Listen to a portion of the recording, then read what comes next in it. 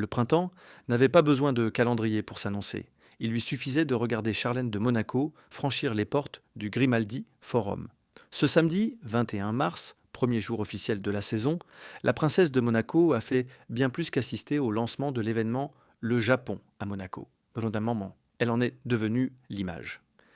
Accrochée au bras du prince Albert II, elle est apparue dans une robe midi signée Zimmermann, dont les motifs floraux, pastels, lilas, rose poudré, bleu ciel, semblaient avoir été cueillis ce matin même.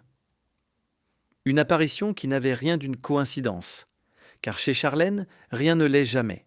Chaque détail de cette tenue portait une intention.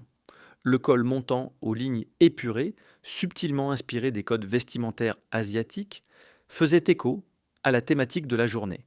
20 ans de relations diplomatiques entre Monaco et le Japon, célébrées à travers une série de rendez-vous culturels.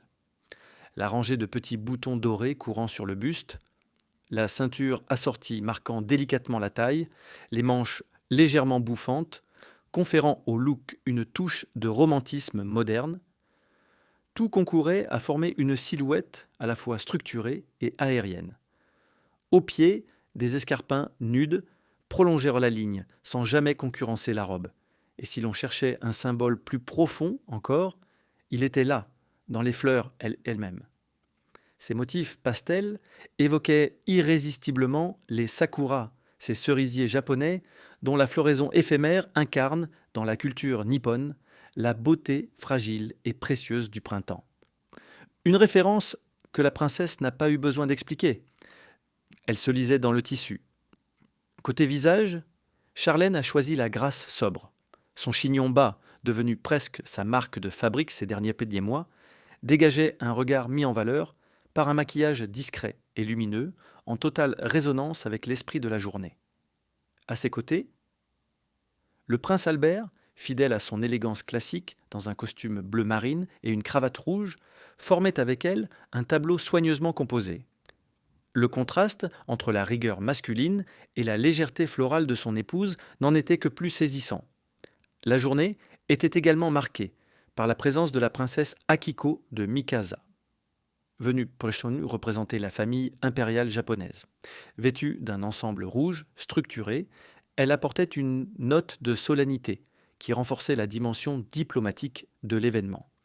Sur le parvis du Grimaldi Forum, les invités ont assisté à des performances artistiques, dont une danse rythmée par les vibrations profondes des tambours traditionnels japonais.